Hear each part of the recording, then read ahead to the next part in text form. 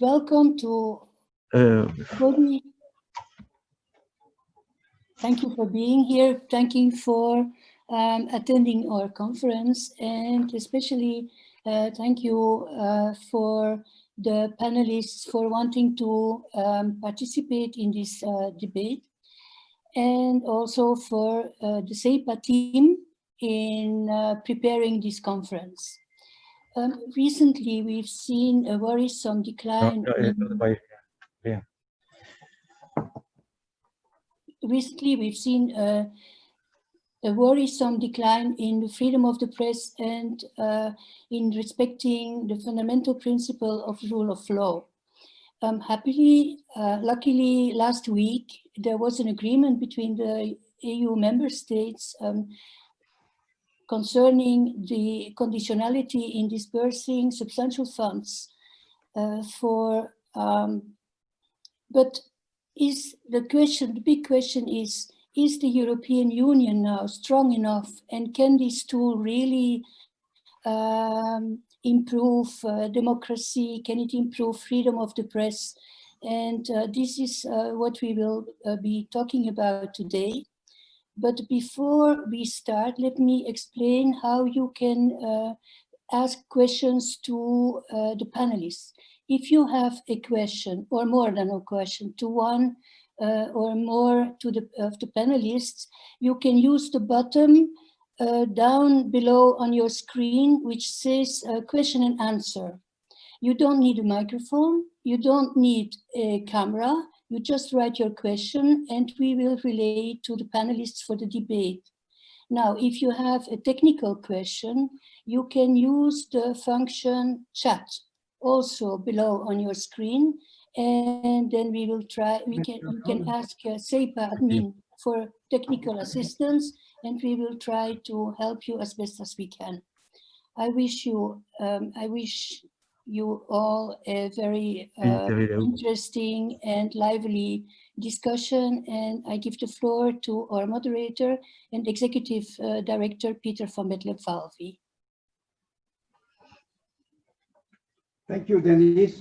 I wish also to thank very much the panelists and those who are attending at this early afternoon hour.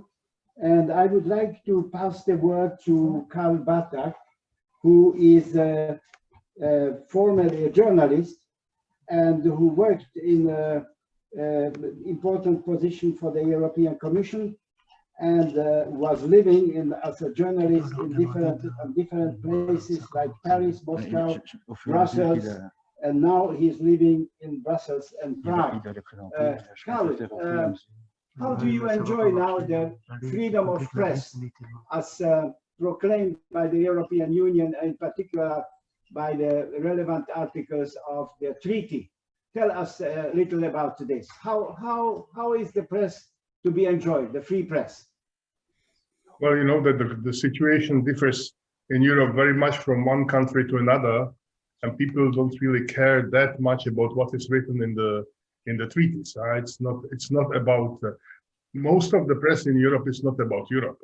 It's national press, and the conditions are based on national circumstances. So I would not say that the signals coming from Brussels are extremely relevant for most of the journalists who are working on the ground in the different member states. At the same time, we can see that with the crisis we are living through this year, and also with the degrading situation of the media in some countries like Hungary and Poland or Bulgaria, there is more and more pressure from the métier, from the press corps in the different countries to have more than national safeguards for the media. And here I can see some, I would say, positive elements, because the fact that the European Commission has started doing their yearly overview of the rule of law in all EU member states, and this will become a regular exercise every year. And the fact that they have come up with this democratic agenda a couple of days ago, which is targeting above all social networks, but also talks about pressure on journalists. So there, the Commission would be coming up, I think, in the months to come with some kind of recommendations for the member states. But otherwise, you know, on this, as far as the media is concerned, we are on the ground of pure subsidiarity. So I don't think that the EU has much to say there, except for repeating the general principle. Thank you, Karl. May I just ask the question to Karl van den Broek? Do you see it in such a way as Karl Bartak described it? Do you see that this new democracy action plan, which was initiated by the Vice President, Mrs. Jourova, is going to help in Europe generally, and in particular in your field of work, to promote freedom of press?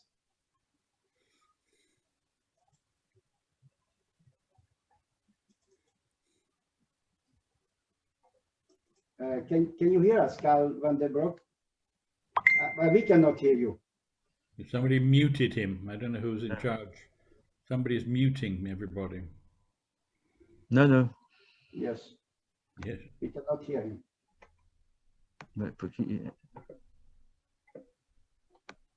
Oh my God.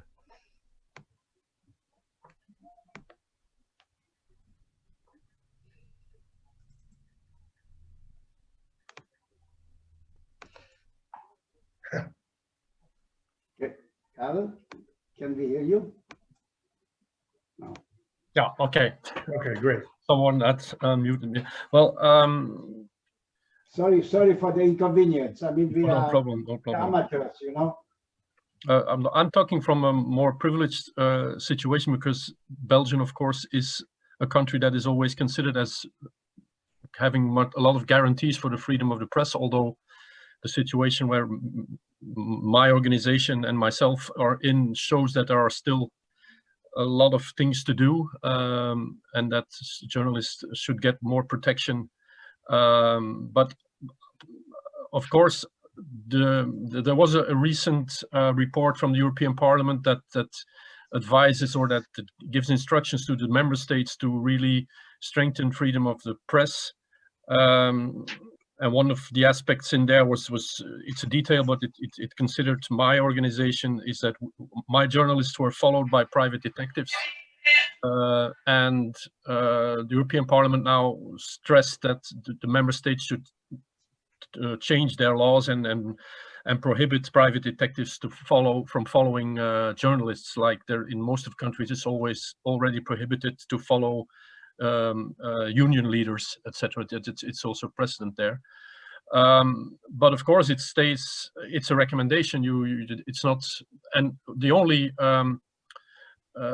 pressure the European Union can put on these member states is let's say to withhold subsidies from Brussels to the member states. But that's, of course, then you come into the field of diplomacy. And that will be considered in a larger deal with these countries. And I'm not sure if the instruments that the European Union has are good enough to prevent breaches of the freedom of speech. But of course, we have the judicial system, and in the end, the European courts are very good in protecting journalists. We have we have a lot of cases where we can rely on European decisions from European judges that are used in national law and that we can use to protect ourselves. So in that case, I'm very glad that we live in Europe and that we have this strong judicial protection. But that's at the end of the discussion and at the end of the conflict. But in the meantime, journalists have to do their work, and they are pressured by governments, also by other people in power. Our opponents are people in a real estate business who are very powerful and very rich, and who have a lot of money to file a lot of complaints against us who are, I think we will win all these cases, but we've been fighting for 4 years now, and they're always attacking us on not on the things we write, but on other aspects. So if we write an article about these firms or these individuals, they are not disputing that what we say is wrong, but they say that we are we're causing them damage, financial, economical damage, which is the civil suits they file against us. They also have this, now I have to go to court now on Monday to defend myself against stalking. So if a journalist goes undercover and that is considered by a judge to be stalking, then of course we can abolish investigative journalism. They're always trying to find other angles to attack us, but not on the core business, which is in Belgium almost impossible, because journalists can only be tried by a jury, and that's in the constitution, and there is no prosecutor will assemble a jury to judge a journalist. So we are very good protected by the constitution, but which leads also to a different or a lot of other lawsuits, which we call SLAP. Right? They're just trying to intimidate us and trying to we give more money to our attorneys and that defend us than we could hire 1 or 2 journalists with that money, of course, and that's what they know.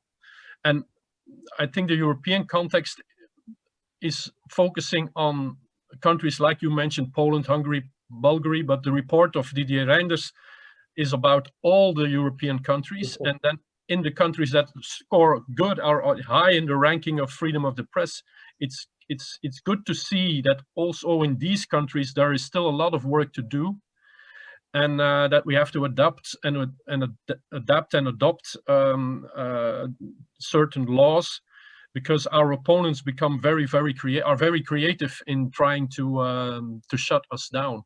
And I would like to end with another aspect. The situation of the press in general is very difficult for this moment, because there's the big tech firms like Facebook and Google who are running away with all the money from advertising. So the business model of the press is completely flawed for the moment, and this means that a lot of editors of newspapers and are digitalizing.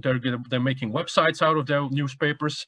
The radio is becoming digital. Everything is becoming digital, and that's not for our comfort, but that's because they can monitor their users, their readers, their listeners, and they can see what's the behavior of their audience, and these data are worth a lot of money for advertisers.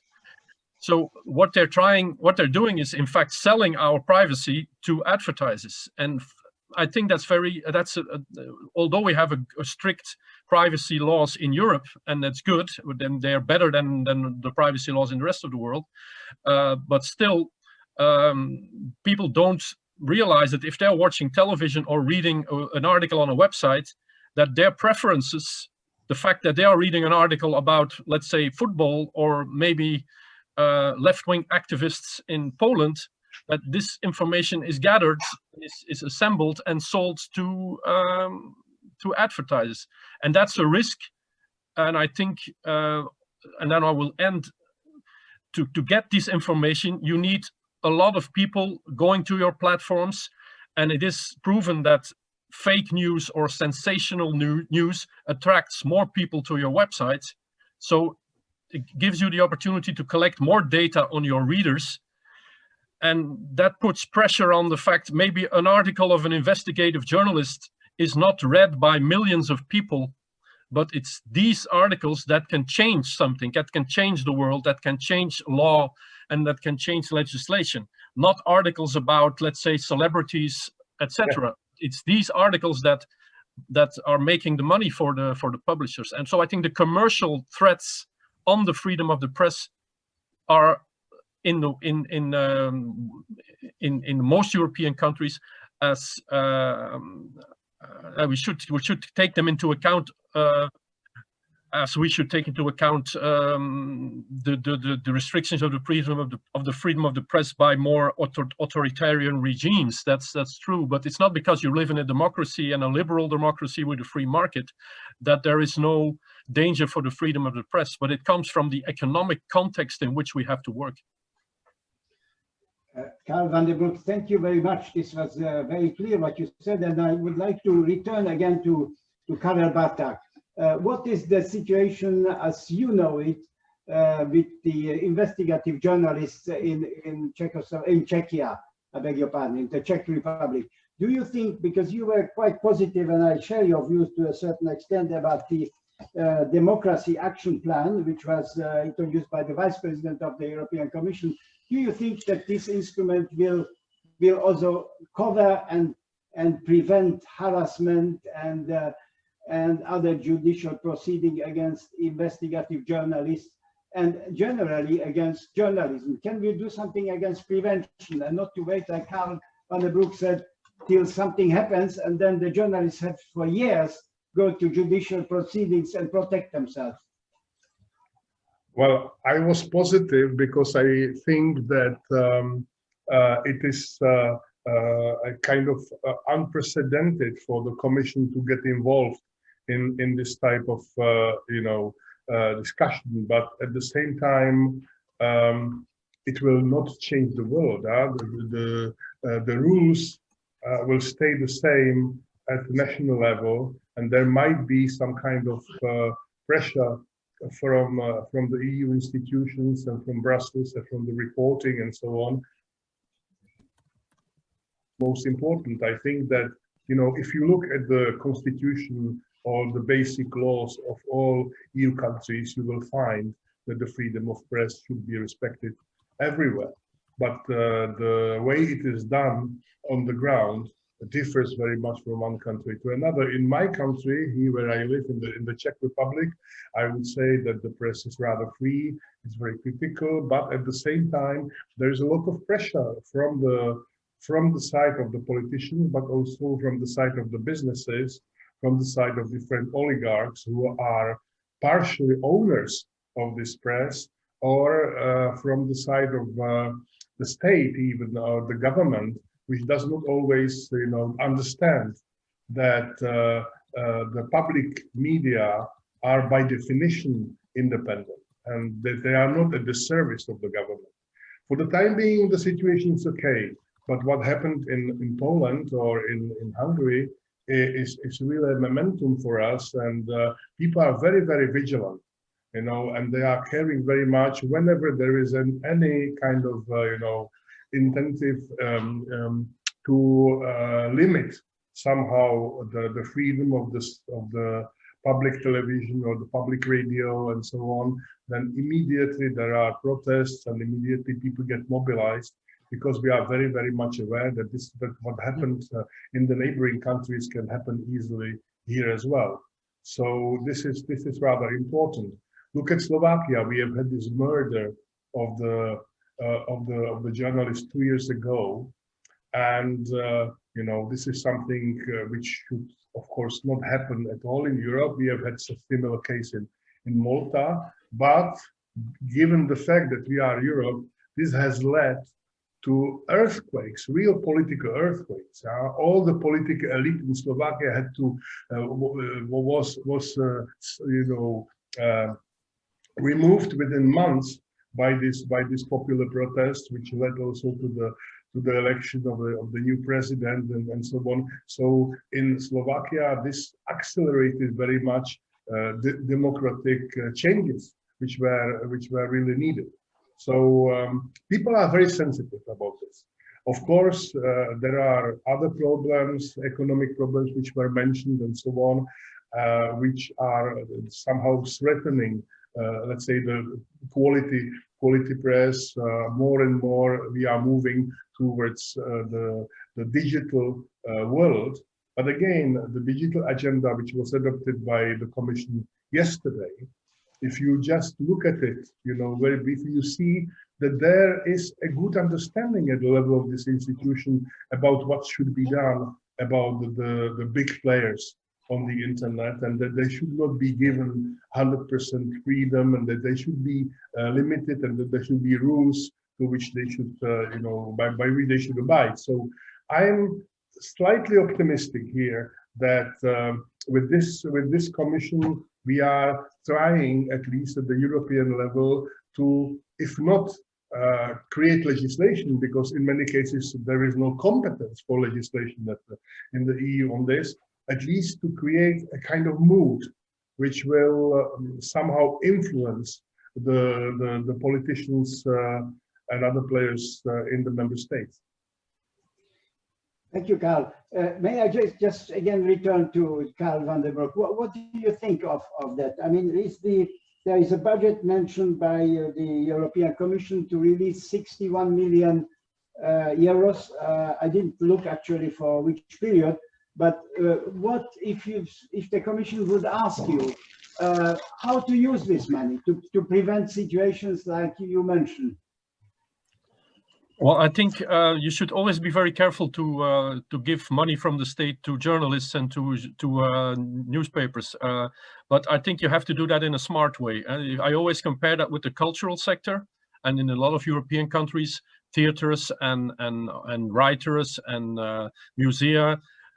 museums are financed by the state, and nobody feels threatened in this artistic freedom. So because that's you have to have a policy that stays, as we call it, at arm's length. So you have to put between the journalists and the editors and the state who gives the subsidies, you have to put foundations or commissions that are peer reviewed, that are consisted of people from a peer group. So that's not the politician himself who is giving the subsidies. And also, I believe in what the Julia Cagé, who is the wife of Thomas Piketty, wrote a book on media and the future of the media a few years ago. I think a good, sound newspaper or a news organization should rely on different sources of income, and the reader is of course important, advertisements or publicity is important, but also support from the state, which could be on the level of indirect support or specific projects, but also to stimulate, let's say, the civil society by giving tax relief to people who give money to organizations, news organizations. And it's in fact a system that works very well for the American universities. They all work they all have that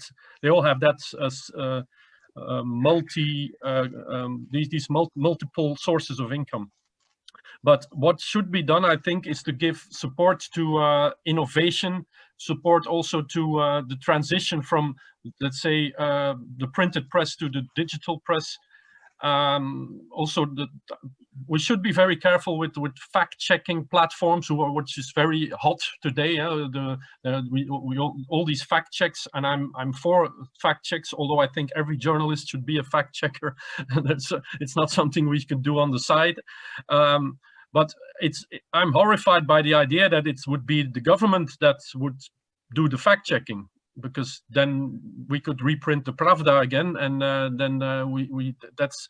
But there should be support, I think, for an independent, peer-reviewed platform or way to tackle fake news on social media, but also in other media, and that would be a good idea. And the Flemish government is starting an initiative on that. I talked to the minister yesterday, and I think he's doing it good. He's trying to have support from the public broadcaster, but also from private players, if they work with professional journalists, etc. But I think it's the time that we say, okay, we don't have to support the media because that will endanger their independence. I think we don't have that luxury anymore. There is a lot of news organizations going bankrupt, especially when they're working on local news. I think the situation of local newspapers in all over the world is a disaster. A lot of a lot of cities and smaller towns are not being followed by journalists anymore. There is no democratic debate also in Belgium, where there is no journalist following the city council anymore, because there are not enough people doing that. But also on the field of investigative journalism, there is a lot of work to be done, and it pays. If you see what's the return of for society of investigations like the Panama leaks or Lux leaks, etc. It has been. I talked to a judge a few months ago, and he said that international journalists working in the international consortium of investigative journalism have more power to fight crime than the individual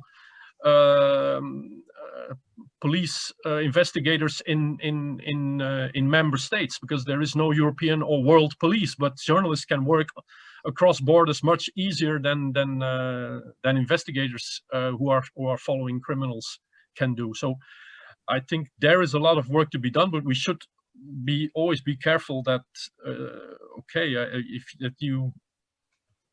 that the independence of the editorial teams and the journalists are guaranteed. But I think Europe has a lot of experience with handing out money to a lot of economic sectors. So without deciding what they should do, it's the same thing if you give money to education. You're not. It's not the minister who stands in front of the classroom and giving the lecture. So it's a false discussion. And I think the traditional business model of media is so in danger today that the government should step up and do something.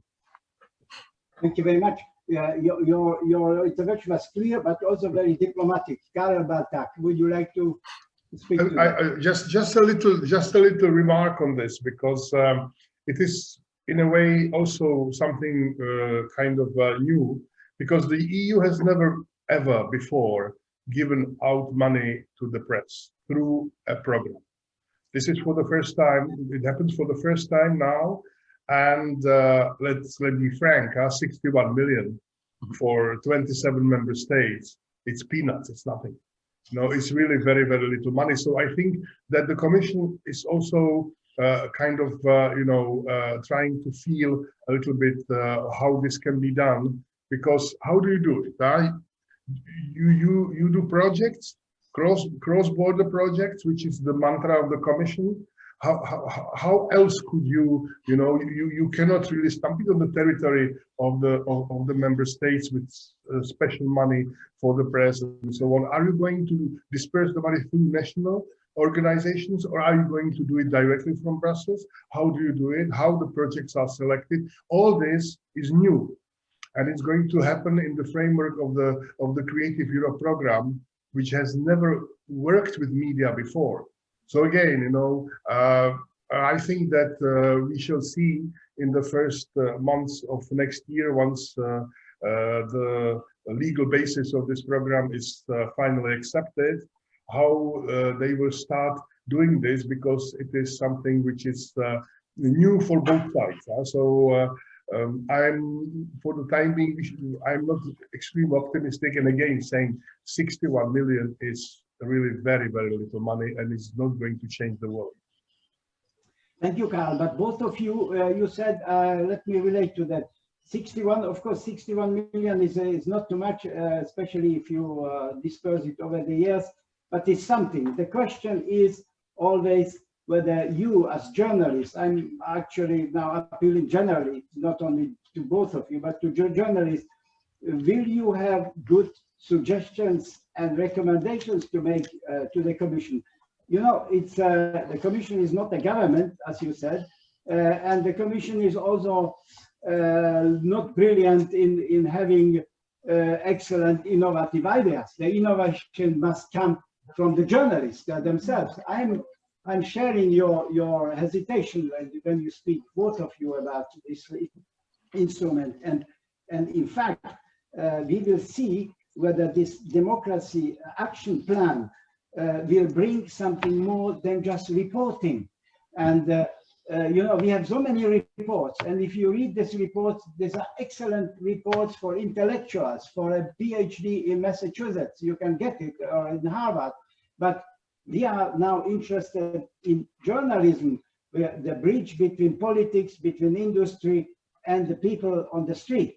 So what would be your response to that? Are we heading the right way to regulate authoritarian governments, to regulate too much of the big industries interfering with free journalism?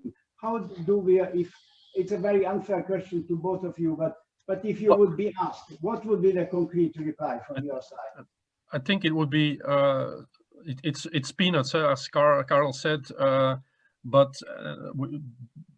if I was would be working in Hungary and or Poland, and I would lose my job because I'm a critical journalist, the only thing I want is to keep on writing and to have food on my table. So if the European money can be turned into grants or where I can apply with a few of my investigations to something like a journalism fund, which already exists, the European Journalism Fund, and there are several of them. We have a good one in Belgium, Fonds Pascal de Croos, which is very good, and they also work with money from the government mostly.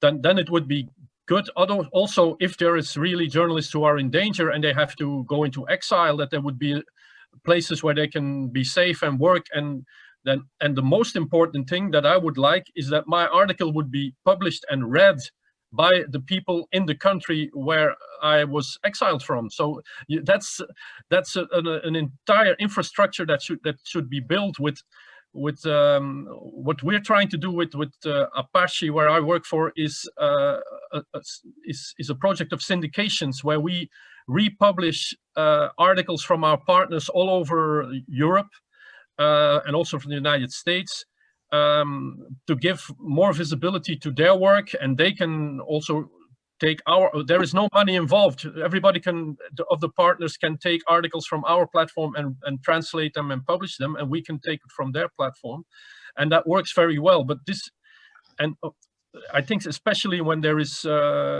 it's when the situation is very dangerous and people have to go away and go into exile, to guarantee them that they can keep on working, but also that what they are writing is read in the country where they're from. Because I also know a lot of journalists in exile in Belgium, and they cannot find employment in Belgium because they don't write about Belgium. They write about Ethiopia, or they write about Syria, etc. And that's their it's very sad for them that they don't.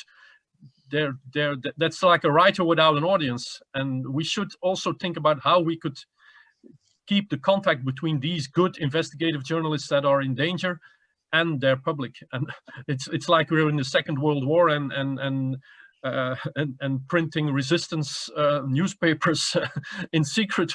But through the internet now, of course, it becomes much more easy to stay in contact with good reporting, even if it's not written in the country itself. But I think we should, with the small amount that is available now, it should.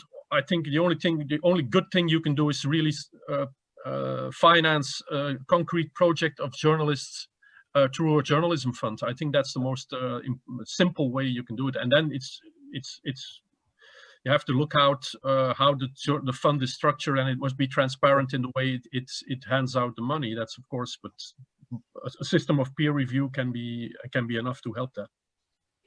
Thank you very much, Karl. Karl Batak, please. You.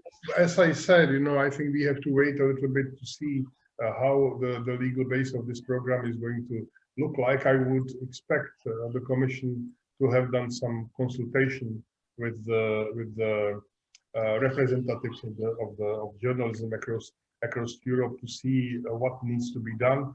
At the same time, the financial regulation and all these things are rather limiting, the possibilities. So there are not 150 possibilities how to disperse the money. The channels are well known, and it's not always very creative.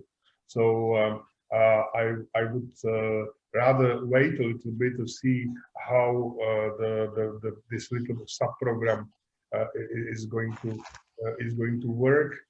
I would expect, as said, that it would be more for safeguarding quality journalism in Europe, safeguarding independent investigative journalism. I would also expect doing something in the field of deontology and this type of things, or because otherwise, you know, as I said before, it would have to be really, you know, precise and punctual funding, because if you just go for a couple of cross-border projects, then, you know, the impact will be minimal. Thank you. And not only the impact you are mentioning, but the procedures to apply for the projects. As you know, you always need probably 2 journalists in addition just to fill out the forms and to follow the project. So coming back to both of your interventions, I think that there's a lot of inspiration. The one thing is the journalists in exile. I would like now to involve also Jeff and Patsy into the discussion. We have, for example, the Euronews. The Euronews should also touch questions which are sensitive to certain governments. And just from the past, because you are young people, you don't remember the impact of the Radio Free Europe, which was sort of trying to dilapidate the Eastern Bloc, the Communist Bloc system, in a way also through fake news sometimes, but it worked in a way. Now, what you suggest is that we should have more input from the European level to the hands of the, even if you like, exiled journalists who could write much better and freer the articles, critical articles, and do much more research when they are outside of a country or outside of a sphere of an industrial group which is not letting them to work. Was this the idea before the enlargement that Jeff and Patsy, that we give free journalism much more space in the new member states, and we give them much more opportunities to work in a free space, and also to give them more financial means? Was that the idea at that time? And why do we have now a slip back, as mentioned by the previous speakers? The Journalists Without Frontiers mentioned, I mean, the Czech Republic is just on the edge of being pushed to the group 3, where you have Romania and Croatia and Hungary and Poland almost in the second half of the 180 member or world countries which were evaluated. Was this the idea, Jeff, to have freedom of press? And why is it that we are discussing now the questions of less of freedom of press and curtailment of freedom of press in some of the EU member states? Isn't that the anachrony that we have to, after 20 years of enlargement, we have to discuss the question of freedom of press and opinion? Well, you'll forgive me, Peter, if I approach your question from a totally different angle. I would just say that I totally agree with Carol and Bartek that the idea of even public information on behalf of the European institutions is a very interesting practice, and I'm not sure that it's a road that the institution should go down.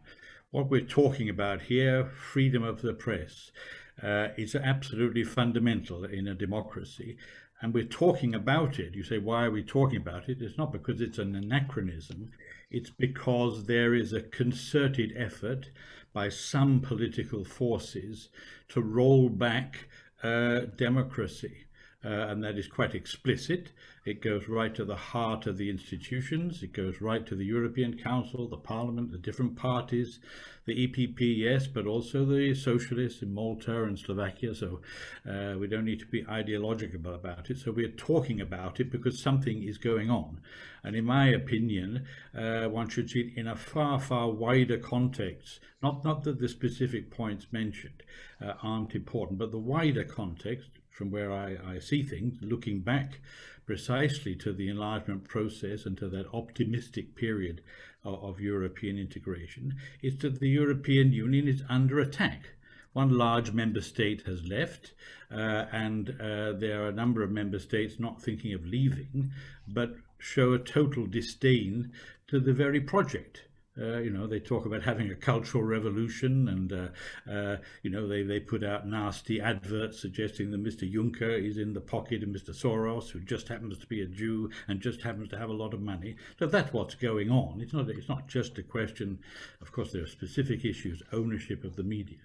Because I think, Peter, in your introduction to the conference, you linked the freedom of the press to the rule of law. I'm not saying one is more important than the other, but I think if we look at Donald Trump, or if we look at Britain, or certainly if we look at Hungary and Poland, the use of the media by political forces, sometimes governments, that want to undermine the rule of law, that's what it's all about. So when Britain had a row about Brexit, those who wanted Brexit without a parliamentary vote, let alone a referendum, started attacking the judges. That's exactly what is going on in Poland and Hungary. And so that's the really fundamental issue. So, of course, the EU has taken positions, as you say, reports, annual reports, progress reports.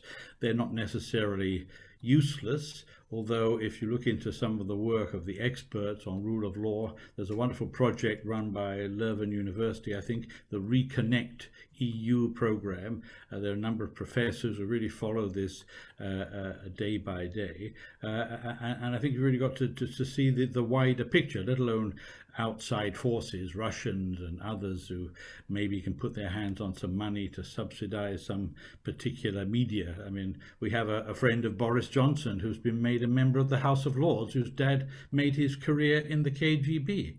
And the FSB. So there are strange things going on, and my basic point of departure is that the EU is under attack, and those who are attacking it have to be confronted, whether it's in the fields of corruption, whether it's in the field of rule of law, freedom of expression. But I will stop there, and you'll no doubt ask me other things, but that would be my point of departure, if you like. Well, thank you very much, Jeff. You made your point. I mean, our journalists helping us to protect Europe as it is in your views. Free journalism the most effective way to protect Europe and our common values? This is the point. I think that you may want to say something more.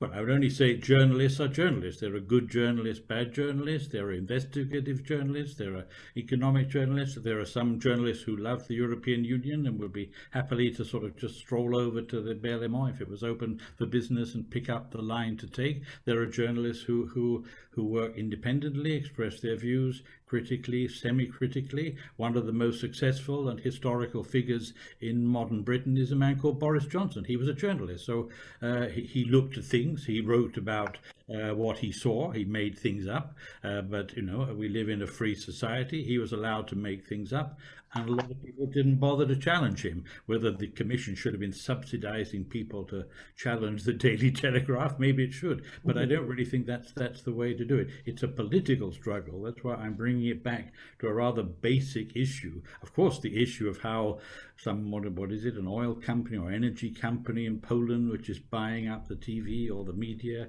and Berlusconi type situations in Italy. I say you're looking at the embodiment of what is going on. I'm looking at the body.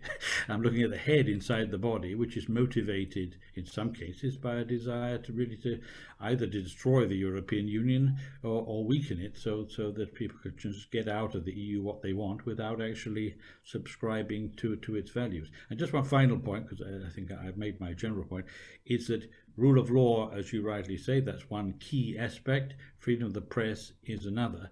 But another thing, and that's where the EU financial programs can be quite useful, is in the form of help for civil society. I say what has happened in Slovakia, Malta, which were mentioned earlier, sad, terrible events, but do actually show quite a healthy political system in those countries. We'll have to see how healthy the political system of Poland and Hungary turns out to be, let alone Bulgaria, which is on a similar track. Thank you, Jeff. Patsy Sørensen, you were in the European Parliament in the period of the enlargement, and you were one of them who participated actively in the committees and in the delegations dealing with the candidate countries. Was it at that time the great question, the rule of law and freedom of press? How did you handle it at that time, and what do you see now out of your efforts? Thank you, Peter, to give me the floor. At that time, it was we are very optimistic because a lot of people who are dealing with the enlargement process as young people, and they have a very good idea about European Union. But the big changes for me was at the end, when we have finalized all the documents, then they mention, if we talk about human rights, freedom of press, then say, okay, it's fine, give us the money and then we will do it, and it's coming fine, but first give us the money. And this was for me very strange when I was thinking, okay, they talk about democracy, but it looked like another democracy, what we think as a democracy from old Europe. This was one thing, but also for me was strange that all the people that we do all the negotiations, and I see there's also people in the attendees also who are there with us. The day that enlargement was finalized and the votes are there, a whole group of people who was always busy, also in the parliament, they are not there anymore. They are complete change or complete other people. I don't know what the others are thinking, but for me it was very strange that the group, that the optimistic young people are displaced by others. And this was from the old parties, and they have a complete another idea because they are never there. This was one thing. So the optimistic idea was, I was thinking then, okay, this is not a good start.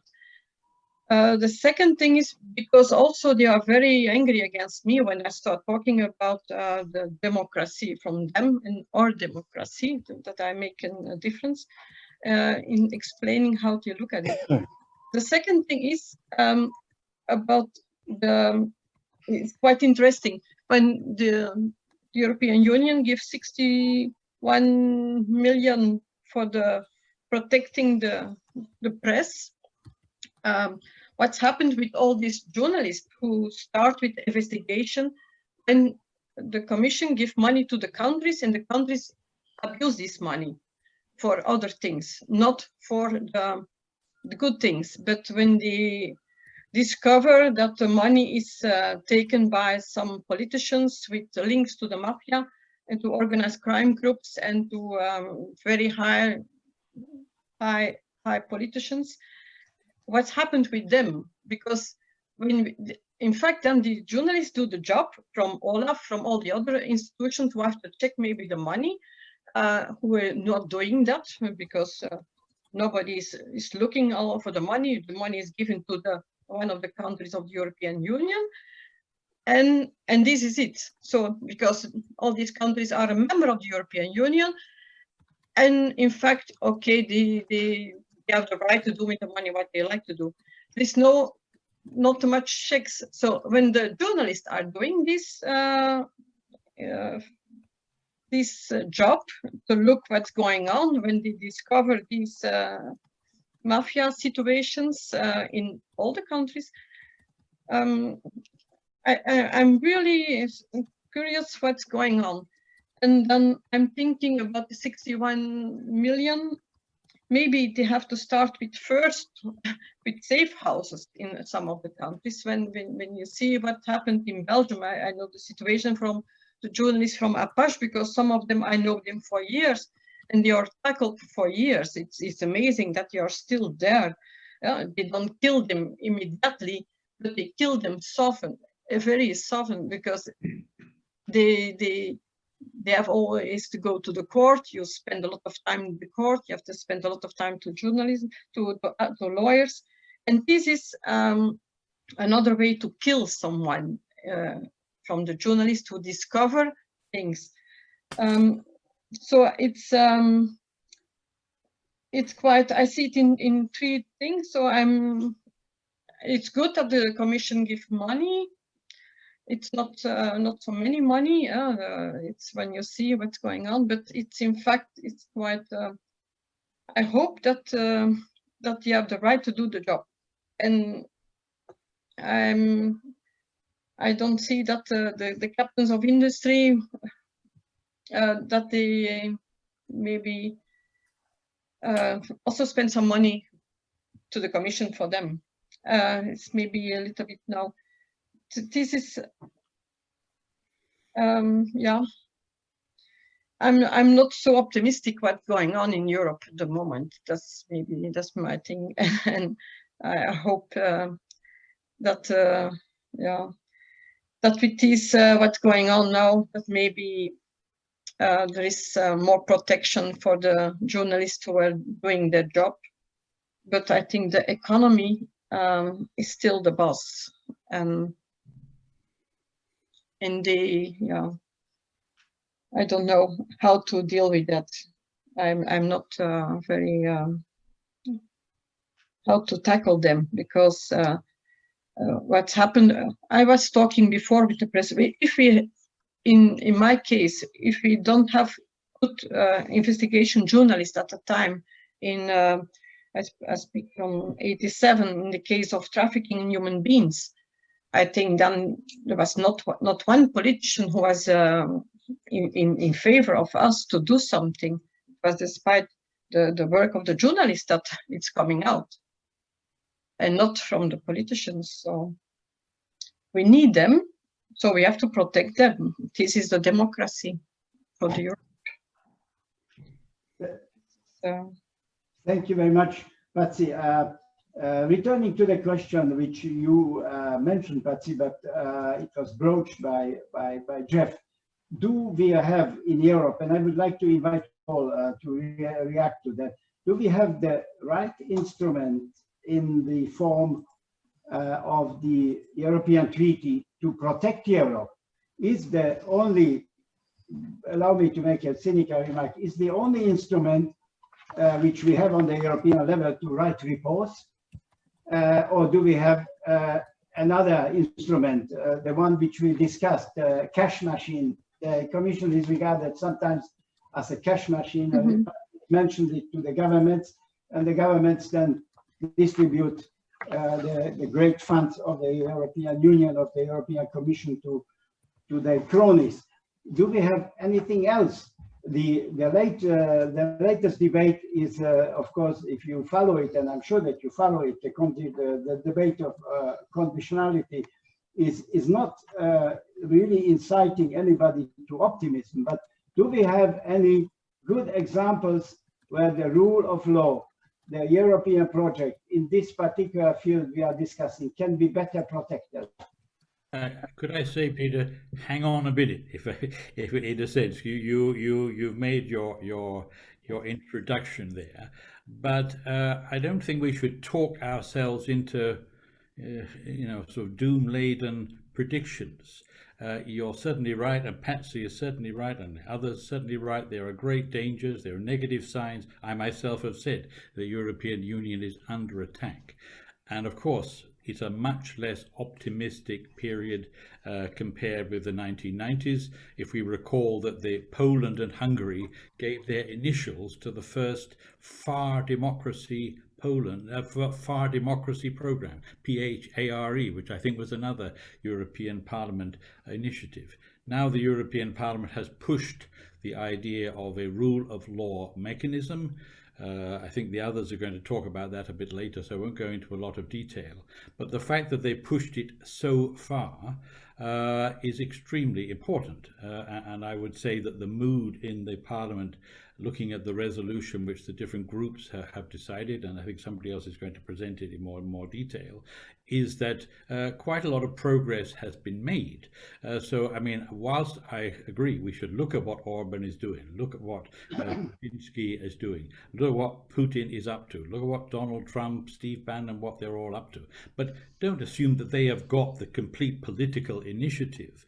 I mean, and if we look at Spain, Portugal, other countries, historically, Europe has made huge progress, and that progress is now under attack. So you have to defend it. But the idea that somebody, excuse me, I've been an EU official, the idea that the EU officials tell everybody what to do is past it. It's a political battle at the European level, but also at the level of the member states, and that's because we live in pluralistic societies, and you lose some political battles and you win some. So the fact that the European Union is under such attack from a sort of cultural backlash political parties is part of the political process, and of course it has to be confronted through the media, through parliamentary actions, but also through civil society. But I mean, to say all this doesn't really matter, Peter, I think you're provoking me and I'm provoking everybody else, is a little bit too pessimistic. I think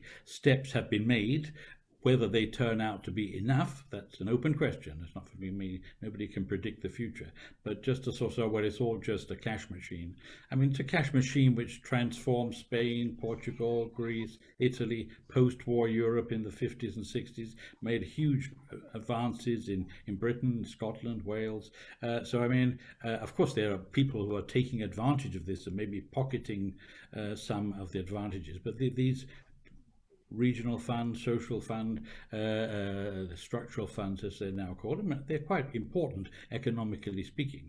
And we've got to be careful not to sort of jump into an uncritical view ourselves, because Patsy made the point of how things have changed, and of course how Mr. Orban himself has changed. But one of the things that always struck me in that period, and I remember challenging somebody in Budapest about this, I said, look, we're here, and Britain, we're having a huge row about the Maastricht Treaty. But you in Hungary, you don't seem to mind. You seem to be all happy now to join the European Union, as we're going to turn it into a European Union, pooled sovereignty. You have no problems with that. Nobody seems to be discussing it. So somebody then asked me in a seminar like this, I said, well, Mr. Harris, what is the right level of Euroscepticism for us to qualify to be a member of the European community, as it was then called? I thought that was a good question. It caught me out, but the fact that we debate things is part of democracy. Britain has debated it; it's come to a bad conclusion, but that's history now. So the idea, I mean, Mr. Orban and others, they have to be taken on through the democratic process, and the rule of law aspect is vital to this, because if the democratic process is not being allowed to function, then you have a huge problem, which is why the EU has put into place mechanisms for the rule of law following the recent decisions of the Council and Parliament, in my opinion. Thank you, Jeff. I see you are still very much with your heart in an institution and in a protective mood. I would like to hear some words from Karl van den Broek and from Karl Bartak to this point. Right. If I may very briefly, just coming back to the cash machine, yeah, because Europe is considered to be a cash machine, as you said, that I think that is exactly why this new conditionality has been introduced, you know, because whenever the European Council, the prime ministers come together every 7 years, and they, you know, have this several days quarrel about the money and how much each one is getting or paying and so on. This is extremely important, and then when you see this, it becomes a kind of the main reason of having this European Union is this, you know, for many people. So you come to the conclusion, okay, so if we are now adding to the normal multi-annual financial framework another 750 billion for the recovery fund, then this is the right moment to introduce this conditionality, because nobody can really, you know, object to that, because you have the frugal, so-called frugal countries who are fed up with the way money is being siphoned away to the friends of Mr. Orban or his family and so on in some countries. Why should the taxpayers in the Dutch taxpayers or the Danish taxpayers not care about the way the money is used in Hungary, for instance? You know, so this is something which is obvious, and that's why it is supported by everyone. Now you have Poland and Hungary who have objections, but at the end of the day, they have to follow, because it's about the money, and they are afraid of not receiving the amounts to which they are entitled. It's as simple as that. But at the same time, these countries, as Jeff just mentioned, you know, 16, 17 years ago, they were still under scrutiny of the European institutions. We were having these huge yearly progress reports, and each and every aspect of the public life in these countries were scrutinized and described. Then, after accession, this was all over. There was a special treatment for Bulgaria and Romania, but otherwise, the 10 countries who entered in 2004, they were considered as full grown-up members, and there was no, and now the situation is much worse in many aspects than it was 16 years ago. You know, some of these countries would never make it to fulfill the Copenhagen criteria as they did back in 2002. So we are in a situation where we are now introducing at least these regular reports about the rule of law, but this probably should have been done from the very beginning. You know, we should have been having these reports all along the road, not just introducing them now, but okay, better late than never. So that's why I think that these developments which happened over the last couple of weeks and months are a positive sign about also the courage of the European Commission to stand up and to do things which normally, under normal circumstances, it was not really expected to do. You know, these are very political things for which you have rather little ground in the treaties. You can rely on Article 2, but that's quite shaky. You know, and otherwise, what can you do? So again, from this point of view, I would say that the current development for me, I'm slightly more optimistic than I was a couple of months ago. But thank you very much. I mean, we all hear it very in a very sort of open way, what you say, because we need optimism. And now I see that we have the honor and pleasure to have with us Daniel Freund from the European Parliament. Welcome with us. I think that you have heard the few last words of those who spoke. There is, of course, optimism, but the question of Karl Bartak we share. Why haven't the European institutions, the Commission, but also the Parliament, which is not touching you because you are one of the new hopes of the Parliament. You just entered last year, and you have a wide spectrum of views on economy, on financial dealings, on the rule of law. But the question is, why hasn't those things been discovered and counteracted before? The grave breaches of the law which we are experiencing, they just did not happen shortly before the council meeting in December. They were on the agenda for years, and certain fractions of the European Parliament and of the political spectrum in Europe have probably missed the point to discuss it earlier. So Daniel Freund, welcome, and probably you will tell us also what has happened today in the Parliament. We are all eager to hear that, with a resolution on the conditionality. Yeah, well, thanks for having me. I think the Parliament in particular has been ringing the alarm bells for years, right? We were the ones that actually launched the Article 7 procedure against Hungary.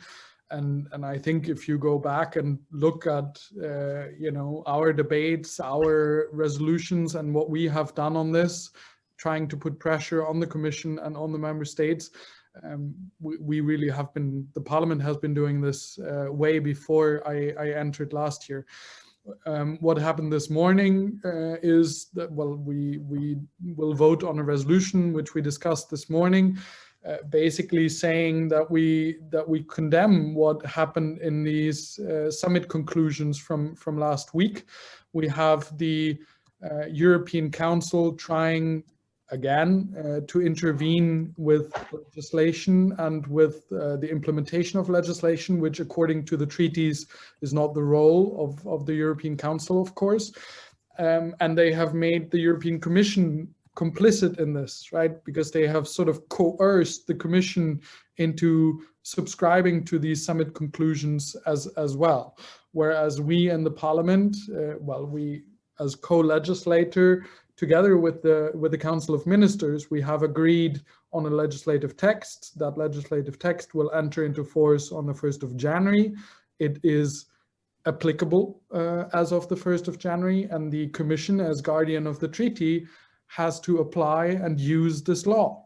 And there are no legal provisions anywhere, neither in the law nor in the treaty, that say we first need some guidelines to use this law. And also there are no legal provisions that say while the law, if it is actually requested by a member state, that it be checked against the treaty. I mean, that is of course open to any member state, but while this check by the ECJ is taking place, unless the ECJ says otherwise, the law continues to apply.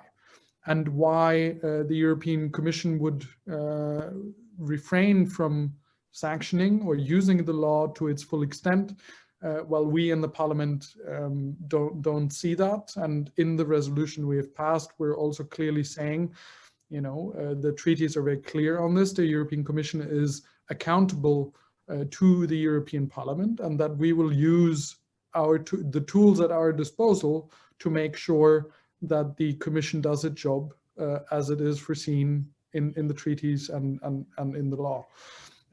Nevertheless, I know that the political reality will probably be that the use and the actual sanction under this new instrument will take more time than we had hoped.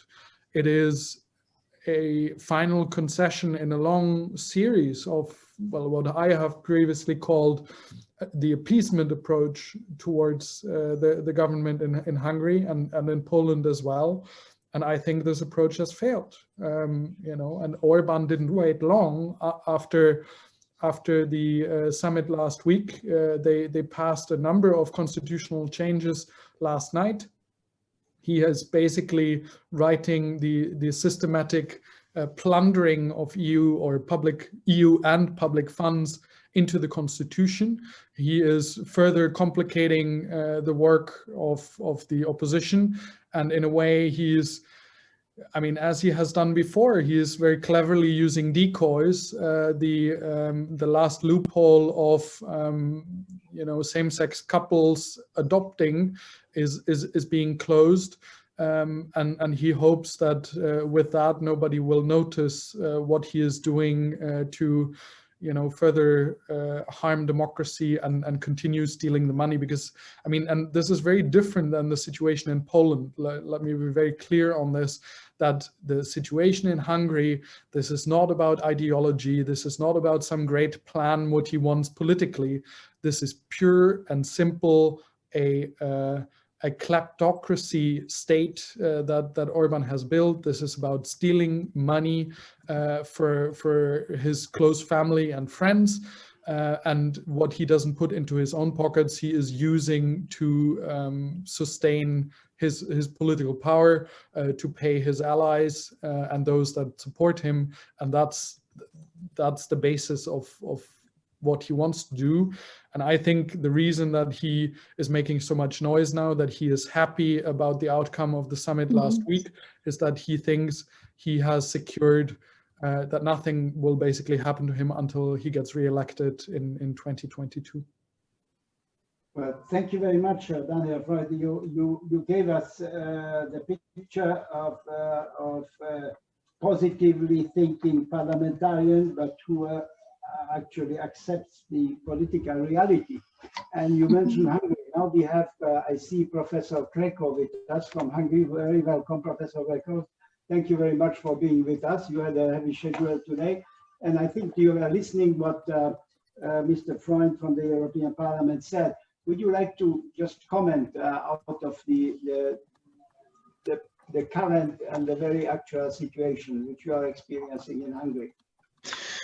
Yes, thank you very much. First of all, for the invitation and apologies for the delay. Had some urgent issues to solve, but glad to be here, and I'm happy that I could listen to Daniel Freund because I think he perfectly summarized what's happening in Hungary at the moment, and how Orban plays this game very cleverly to navigate between skill and charybdis, between the EU expectation and the stronger and stronger demand to, how to say, to soften his authoritarian stance, and on the other hand, the expectations of his, let's say, voters that he fueled practically in the last few years about this very confrontationalist politics. And I unfortunately have to agree that if we take a look at what happened in Hungary, in not only in the last 10 years, but even just yesterday with passing the constitutional modifications, if we regard let's say, output indicators as success of some kind of sanctioning mechanism of criticism, I mean, how the government behaves, there is zero change. We do not even see too much examples in the last few years when the government modified its position or changed its direction in any issues as a result of pressure coming from the European Union. Of course, there were a few infringement procedures. There were very few cases in which Orban softened his rhetoric. A few years ago, he stopped talking about capital punishment, for example, because European People's Party asked him to do so. And then at that time, he took these words a bit more seriously. But the problem in Hungary, I think, is not only that what's this authoritarian shift is bad for the Hungarian citizens, but also the spectacular failure of the European Union and its member states to stop the authoritarian shift. And I think Poland is not that much different from that respect. I think is a blow for the image of the whole European Union. And the image, I mean, the European Union, which is proud of being the champion, I mean, the club of champions of democracy, is right now the most the most news that are appearing about the European Union outside the European Union is about this kind of conflicts, how Hungary, Poland wants to veto the decisions, how they behave in a non-democratic way. And I think it undermines the efforts of the European Union as well to project its values in its neighborhood, to the Western Balkans, to the Eastern Partnership, but even for the whole world. So I think the stakes are extremely high here. And what Daniel Freund, I think, well summarized. Let me share a very bizarre experience from Hungary. There are two totally different, diametrically opponent opinion on what has happened last week. One is that Orban was totally failed because he finally had to accept the text of the conditionality mechanism with just some let's say side notes of that, and therefore he made a total retreat. And the other one is that the EU failed totally and completely to modify its position. And I think the truth is somewhere in between, but symbolically, Orban rather made a big victory. And this is, of course, it was, I think, part of the deal. Daniel, I think, can tell it better, but I think the deal was about that, okay, let's save your face, and in return, both, I mean, accept the reality, and it more or less worked. But I think the whole Hungarian right and the governmental side is triumphant at the moment, and the narrative is that Orban defeated himself.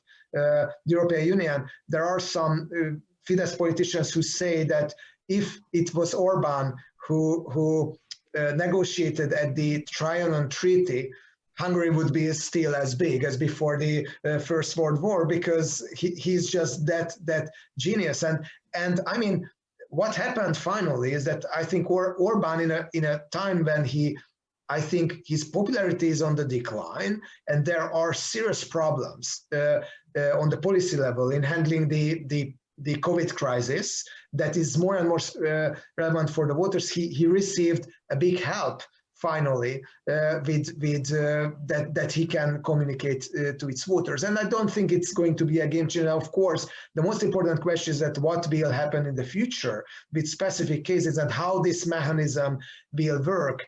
But at the moment, I think symbolically Orban could make a victory. And even if I think it's a huge, it's of course extremely important that the budget is passed, and I understand that many of the European voters don't think that the European Union should be economically collapsed because of two misbehaving countries, and I understand this position, but I think on the short run it's rather Poland and Hungary that could claim victory, and I will be really curious how this mechanism will work in the practice, and will there be a strong enough willingness from the member states to apply in the practice, and I hope that it will not be like that, okay, that task is solved, we can tell to our voters that no EU money will be stolen in a corrupt way in the future, and we can go beyond and return to business as usual. If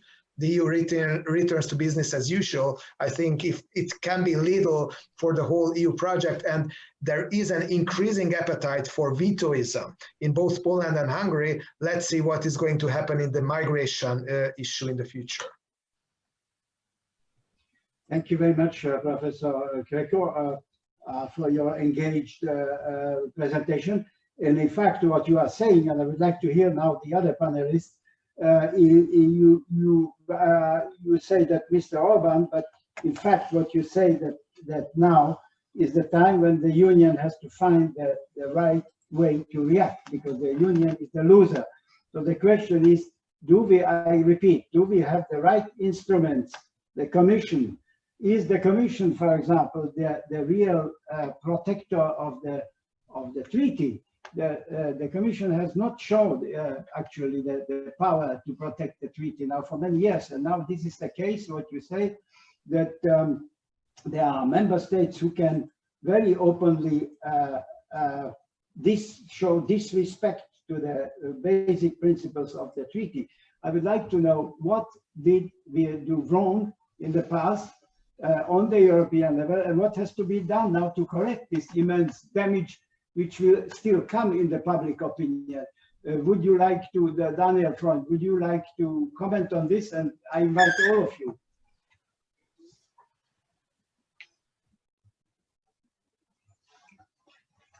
He's muted. Somebody has muted him.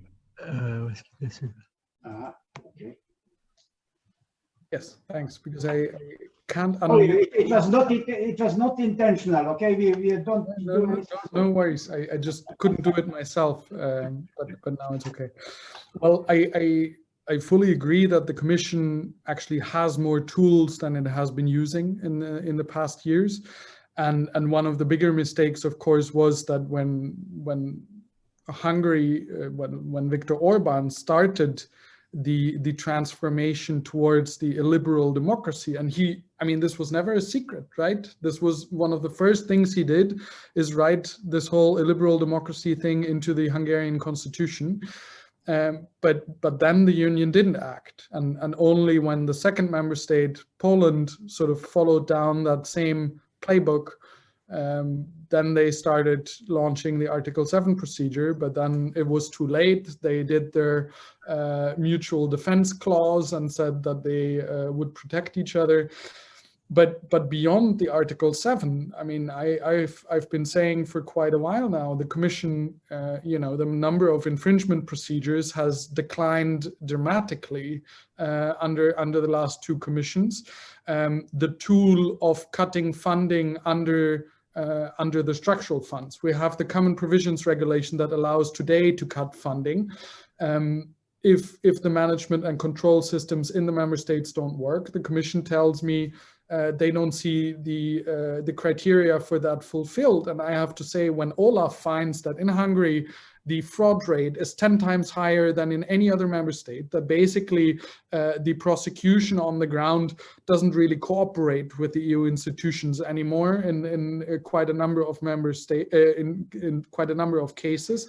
You know, what else do they need to see that the management and control systems on the ground have collapsed, and that we have, you know, I mean, there's people in the Hungarian parliament, there's investigative journalists, time and again, we see at what degree there is systematically, you know, it's not just a couple of budget lines or with a couple of companies, but they have established a system where, you know, from every single budget lines, be it agricultural funds, be it the structural funds, be it Erasmus money, they are using this either to channel the money that, you know, to supporters or family members or Fidesz officials to use this funding. And why we're not cutting the funding with the existing tools puzzles me. I don't understand it. And, you know, beyond, obviously, you can always do better tools still. And even the rule of law conditionality that we have now, it can't do anything about media freedom. It can't do anything about fundamental rights, right? We can only apply it in those cases where we have the clear link to the budget and the financial interest. But let's use it, and let's use the other tools. And I think if there's real political will, there is something that can be done here. And the other thing being, of course, I mean, the EPP did not make a decision on Thomas Deutsch today as they were scheduled to. But the situation that Fidesz remains a member of the EPP party and the EPP group in the European Parliament, that the EPP MEPs continue to be rapporteurs on important files, that they continue to be vice chairs of committees, vice chairs of the Parliament. You know, why isn't there more pressure also within the conservative family for those that trample democracy, fundamental rights, and our basic European values? I don't understand.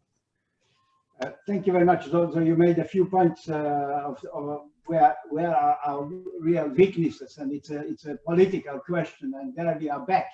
So Jeff, you wanted to say something, and afterwards Patsy Sørensen, please. First of all, as Daniel pointed out, I don't think anybody can say that the European Parliament as an institution, namely the majority of its members, underestimated the threats which have been building up, as was said also, over a number of years. There was a Tavares report, I think, 2012, and all these different court cases, resolutions. But to cut a long story short, the largest political party, which built up relations with Fidesz from 1989 onwards, Helmut Kohl, others played a big part in this. That relationship has still not broken, and from what I read in the media, there's a big row within the CDU, CSU family as to what to do about it. But the CSU has been very friendly to Fidesz, so poor Mr. Weber is now having to dance around on all his contradictions, and we'll see how that goes. But just a few points. One, I think the last speakers have really responded to your questions, Peter, the basic question about this conference, rule of law, freedom of media, etc., in saying that it's now an open question. The legal means have been put in place. The Parliament is voting through the legislation. The European Council have made some interpretive declarations which appear to have no legal force according to their legal service. So Mrs. von der Leyen, even this morning, is promising, no, from day one we're going to be implementing this. So it's a real political test. And I think politics never stays the same. It's interesting to take a snapshot of what's on the front pages of the Hungarian media today. But I mean, the reality is the world around us is changing extremely fast. We have a new president of the United States. And one thing that Mr. Orban has achieved, which he probably will come to regret, is that he has become a global political figure. He gave political support to Trump. He got political support from Trump. The Polish have been a little bit clever about that. But the United States have their eye on Mr. Orban, precisely because what I'm saying, part of the context, this authoritarian backlash, is being fed from the Kremlin as well. To some extent, China in different ways. And there are lots of quotations about from Mr. Orban, of course, about the Cultural Revolution and the illiberal backlash, but lots of things saying, well, we don't need the money from Europe, we'll get it from China, and the role of Hungary in Ukraine. He is a security threat to Europe. And that is clear, and indeed, quite frankly, some of the people in the Biden team have been more outspoken than the average member of the European Commission. So the world is changing, and the context for Mr. Orban, maybe he'll just decide to pocket his millions and disappear, or he'll be like Trump, frightened of legal proceedings. I don't know. So let's not be too pessimistic, but as Daniel has said, the instruments are there. Now the Commission have really got to do it, and precisely because Orban is now known, he's a political figure in the Netherlands, isn't he? Because Mr. Rutte made a big fuss about this. Macron himself launched this whole idea, or supported the whole idea of conditionality. So I don't say to be optimistic or pessimistic, but politics doesn't stay still. And I think the other side of the European Council decisions are huge institutional developments, the expansion of own resources, the borrowing capacity. These are very positive developments, and quite frankly, for Poland and Hungary to try and block that may have been clever for a short-term headline. But I mean, all that good politicians do sometimes is to dress up defeat as victory. Boris Johnson made a whole fuss about Ireland. Once he saw that Biden was going to walk into the White House, he backtracked completely. He'll probably make a deal with Mr. Barnier tonight or tomorrow night and make a huge fuss about fishing, which is a tiny aspect of the British economy. Good politicians do this kind of thing, so you just have to live with that. But you don't have to believe what they're telling you. And if I ever say so, Peter, allow them to sort of influence your choices too much. Just one final point. I think, Daniel, you were saying it's not about ideology, it's a kleptocracy. I would say the nature, and Peter's a renowned expert on this, the nature of these authoritarian leaders, the billionaire populists, is that they are kleptocrats and ideologists. They use the ideology of Christianity. Donald Trump, Christian. I mean, it's nonsense. We know it's nonsense, but unfortunately, 70 million people in the United States still believe in that kind of thing, and it has to be challenged directly. So I would say it's a bit of both, and I think we do live in the era of cultural backlash, which I think is probably how the academics describe it. They use the issue of abortion, they use the issue of gay rights, which of course have no economic significance whatsoever, are probably not even very big issues in terms of public opinion, but they're quite good to distract. And when they're criticized for stealing money from Brussels, they say, oh, it's the gay rights lobby, it's the Jews, whatever. So I would see those two elements as very, very close together, and why I think that on the long run, it's not a winning formula, but it's certainly a very dangerous one. Thank you, Jeff, for your all-encompassing views on the situation. I would just like to say that we are not here really just to speak Mr. Orban. The question is, where did we do anything which we should have not done, and where did we not do our job on the European level? This is the point. So, Patsy, would you like to say something to that, and then I'm inviting you all to react on this. I have a few reactions. Of course, I was very happy when Daniel Freund started talking very frankly about the situation in Hungary, about Orban, because first, when you see you have old Europe, you have new Europe. So all these countries who are with us already 16 years, I don't see progress. And this is, I'm not very optimistic, because I think everybody is too friendly to each other. We are all politicians between each other, and they are too friendly. And even in the EPP, I think to each other, it's easier to be friendly and not to discuss these things openly and to have a fight openly than it's not too easy. Everybody like to have his seat, I think. Maybe it's frankly speaking for me. But what I see, what's happened now in all these countries, that a lot of young people and also others are against European Union, because they say, what's going on now in European Union? They are the right to do it. He speaks frankly on the television, everywhere, in all the stations, he's there. So the danger of these right-wing movements who undermine Europe very slowly, it's an infiltration from very populist guys, but very dangerous guys. And this is a debate, a worldwide debate, I think, but it's needed to have it, because young people from a lot of countries who like to join Europe for the democracy, for the freedom, they say, no, is this Europe? Nobody's doing something against them. Yeah, what Daniel Freund mentioned about the money going to Orban and his family and all his friends, this is a danger. When I see that when you are a small NGO in Europe and you have a project from the European Union, then there is a control mechanism. People are coming. Sometimes they stay in my organization 1 week. It costs a lot of money to check that we have a problem with €100.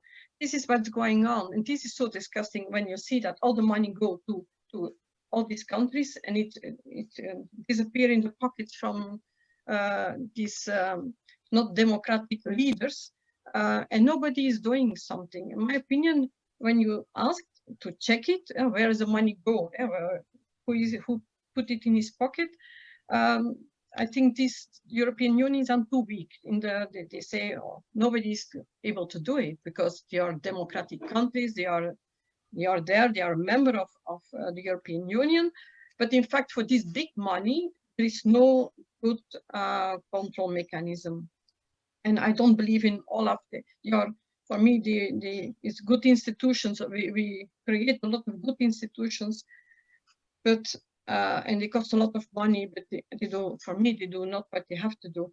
So this is, it make these countries, and we they give the taxpayers money, go to these kind of leaders. It's weakening Europe, and it's good for maybe other big leaders that Europe is a little bit not strong enough anymore. And this is a problem, that also young people don't believe anymore in Europe. So I like to be optimistic, because we are still, I think, the best in the world. But I think that old Europe, the starters and the creators from Europe, are not aware how the other countries, the new countries, the old communist countries, I think maybe a few generations before, maybe we are the same democracy ideas. My idea, sorry. Thank you. Patty, you actually replied to one of the questions. We got quite many questions now from the attendees, is whether the Commission has the check and balances to guarantee the transparency of the EU funding. So you rather say no, but we will see. Probably you will not agree, Daniel Freund, because you are in a controlling position. And but I may add to all of you, whoever would like to take the floor, another question by the former Vice Chancellor of Austria, Dr. Erhard Busek, who is now querying, are we, Europe, having the right strategy towards Hungary and Poland? Is that really the right strategy? In other words, I think I feel behind the question, is it the right strategy now to bang the two countries and not to have a general approach where we actually failed in the past? So I'm leaving it with you. Who would like to take the floor? Daniel Freund, would you like to take the floor on that?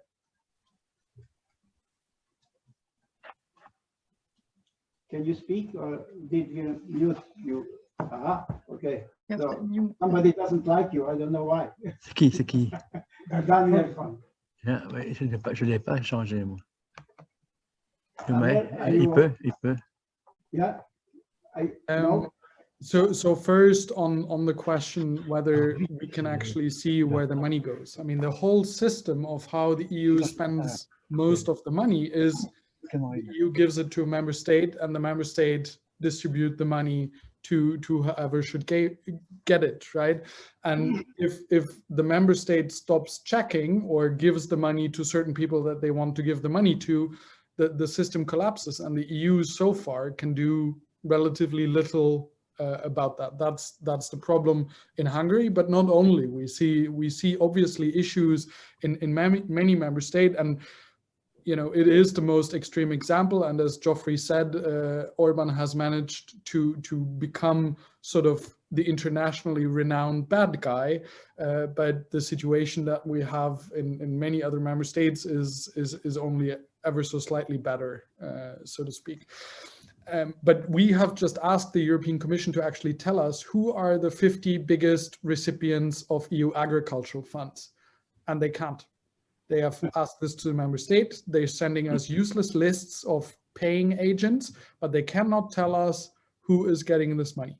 And that is a huge problem to start out with, right? Because how can we check whether there is conflicts of interest? How can we check if this money is being stolen by certain people if we don't even know who actually gets this money? And I think that is something that we have to fix urgently. For the member states that are not Poland and Hungary, I would say there is at least one promising tool coming online in the next couple of months, and that is the European Public Prosecutor, right?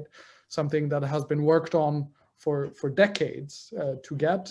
This would, for the first time, be an instrument that directly in the member states can actually check on how EU money is being spent. And I have great hope in this new institution, and we'll see when it actually starts operating. But Laura Kövesi is a fantastic person. She has a very good track record on what she has done in Romania before. So I hope that she will do similar things, let's say, once her European Public Prosecutor's Office now becomes fully operational. And the last point I wanted to answer to, so you ask, is it the right approach? You know, this confrontation that is now happening with Poland and Hungary. I think so. I think it's the only way, because for 10 years in a way we have tried the dialogue and the conversation and the nudging and whatnot, and that hasn't yielded any results. And we have seen now that at the end of the day, it's a question of money that brings results, right? Only when the European Commission credibly started threatening, we're going to cut the EU budget for you by 75%, and we're going to move forward with the Corona recovery without you, that's when we had movement on the deal. And I think, I mean, we need to be very clear always, this is not a fight with Hungary and Poland. This is a fight with the governments of those two countries. Both of those governments have heavily lost in popularity throughout this conflict. The support for the European Union, also the support for the rule of law conditionality, are incredibly high in both member states, but in many member states in the Union. The support for the conditionality, broad support in every single member state of the Union. And we have also seen in the last couple of years that the support for the European Union has gone up significantly in almost every member state.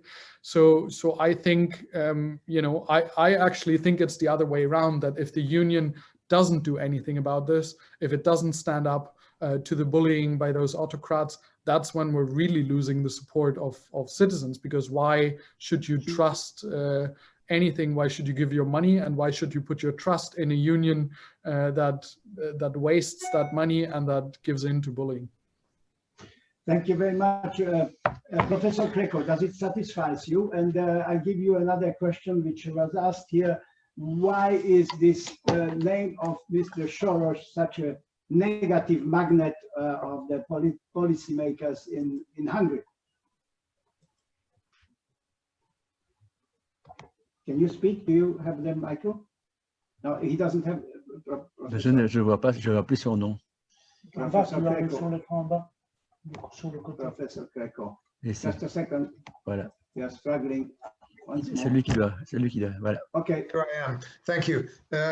So yeah, I think what Daniel and Patsy touched upon, I think it's crucially important, and yeah, losing the trust of the citizens of the European Union in the West and in the countries that are the biggest contributors to the European Union. The danger is that they will say that, okay, my taxpayer money goes into the bad pockets, and therefore why should I pay? I mean, why do I want to, let's say, contribute to the next yacht on the in Croatia of one of the cronies of Viktor Orban? No, and that's a huge danger. And I don't think that passing the rule of law mechanism through the council is sufficient enough. There should be real cases where it will lead to consequences.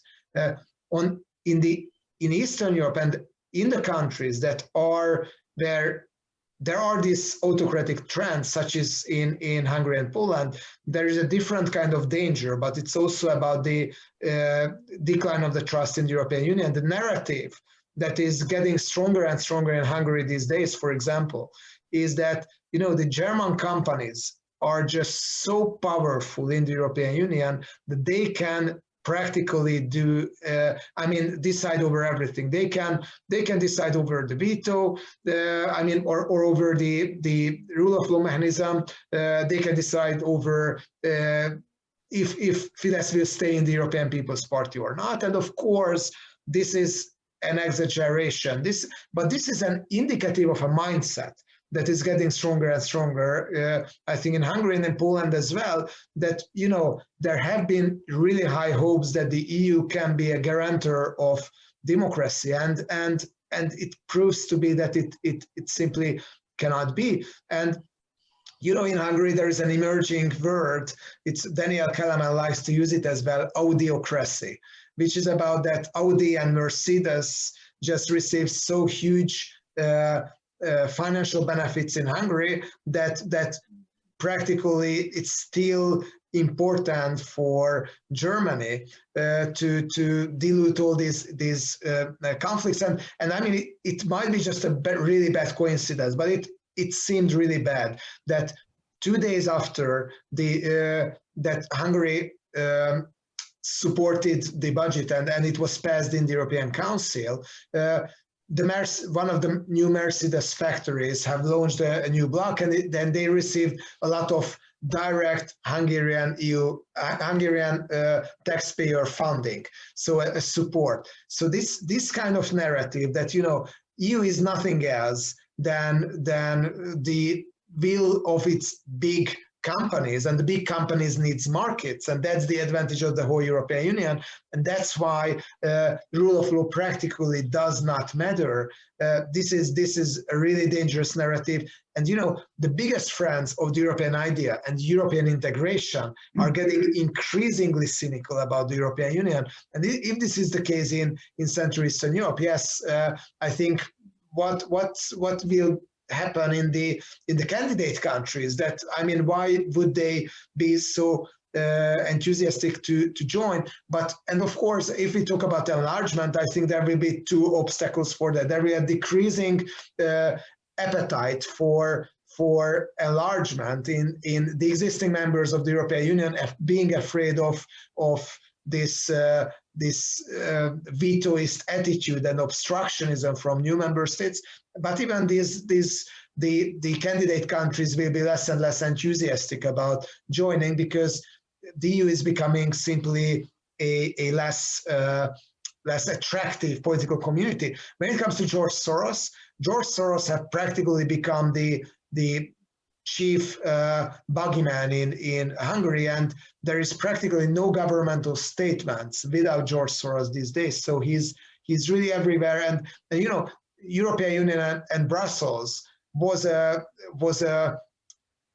conspirator on its own sake beforehand, but right now it was just being degraded in Hungarian governmental rhetoric as the puppet of George Soros. So, you know, everyone who is criticizing the Hungarian government within the Commission are just the agents of George Soros, including Vera Jourova, including many leaders, Franz Timmermans and many others. So this is becoming really an obsession of the Hungarian government. I think it also serves the purpose of diverting attention from the policy failures that we can clearly see at the moment, not only in the healthcare, but Hungary is one of the members that is paying the least beside Latvia to unemployment support in a time when it would be highly needed in a declining economy. So they will keep this kind of symbolic support, symbolic fights, and I think an even more, how to say,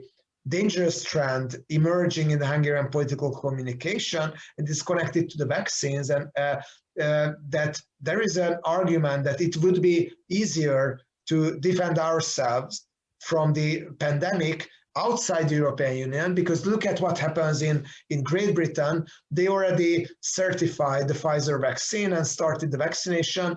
Brussels is slow. Brussels is slow in taking over the vaccines, doing the certification. So we have to turn and take Chinese vaccines, Russian vaccines, and solve it on our own. Deadly dangerous, but in the context of the pandemic, even this outside the European Union would be easier is a repeated argument, and I think it really indicates that, I mean, this is a one-way road. If you start this Eurosceptic authoritarian policies, there is simply no turn back. And yeah, I think Europe should rather act before waiting for the worst. Thank you, Professor Kerkhoff. May I ask Carl van den Broek, what do you think? I mean, how to protect democratic values and reporting, and how to fight fake news, how to fight this abusive atmosphere which is being used in this COVID times, how to protect actually your profession? And I will ask the same question also, Karl Batak, please. I don't have the solution for that. I think we have to keep on doing our job, and propaganda and misinformation have existed throughout times. It's nothing new, but of course through social media it's much more easy to publish and to multiply all these lies, and we also saw it in Belgium when people in power, when politicians, when intellectuals start using this fake news and raising them and giving it importance, and like Trump always referring to very dubious sources and as if these sources would be reliable, that of course is the biggest danger. So journalists are a bit vulnerable because they cannot that you can just write their article, make their television or their radio show, and put their version of the truth out there in the best of their ability. But what happens with the news, that's also I always believe that a lot of good investigative journalism could also protect democracy and also lower taxes, because if we point out all these corrupt politicians and the misuse of European funds then maybe the authorities can step up and try to prevent that. But if there is no follow-up on all these, we know what's going on in Poland. We know who is putting the money in his pocket. But if there's nobody catching these people, then the journalists can keep on writing until they die. So, and on the other hand, there's a lot of misinformation on what's happening to George Soros, etc. It's ludicrous, but it's real, and that's the biggest problem, and it frightens me a lot. And I don't think we can solve that only by giving money, but it's up to the politicians in high-ranking places to draw a line in the sand and say, okay, this is the line we don't cross, and that's what Europe is not doing enough, according to me. We have a good treaty, we have good laws, but if we allow people not to obey them, then we should only blame ourselves, I think, and that's the problem. But it also all these alliances between political parties, but also the economic. If it would have been a smaller country like Malta, I think it would have been much easier. But Poland is one of the biggest countries in the European Union. It's a huge market, and we don't want to lose it. And so their position is much more. They're much more important than a smaller country. It's if you compare it to the situation in 2015. If Italy would have been in the same crisis as Greece, I don't know whether Germany would have pushed so hard as they did against Varoufakis at Tsipras. So it's also, yeah, we have to look. We have to put our feet on the ground and okay, we have our dreams, we have our principles, but there are very practical considerations also in play. But for journalism, to look at journalism to solve it, I'm a bit pessimistic about that. Thank you, Karel Bartak. What do you think?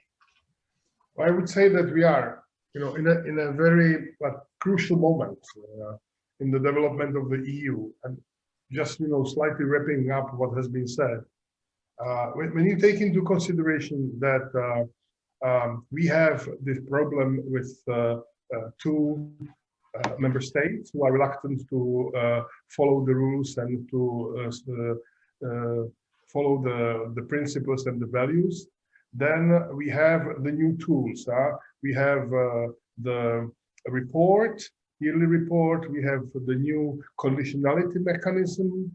Now we have the action democratic agenda, which the Commission has come up with. We will have the public prosecutor, and then if the Commission is pushed to really use the infringement procedures as it should be, and all the other organisms which we have, starting from Olaf and all this whole panoply of tools at this moment should be put into action so that we are ready because this situation is not going to end with the end of Mr. Kaczynski in Poland.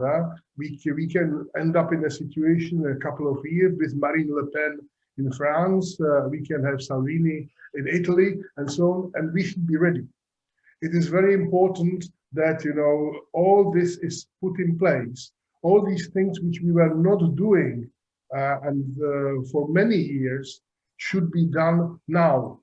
And now at the moment when, as it was said, that the support for the EU in the population is rising, the EU is doing quite a good job concerning the coronavirus crisis and so on. So this is the right moment to somehow get grips on this and say, well, these are the values, we are going to support them, we are going to fight for them.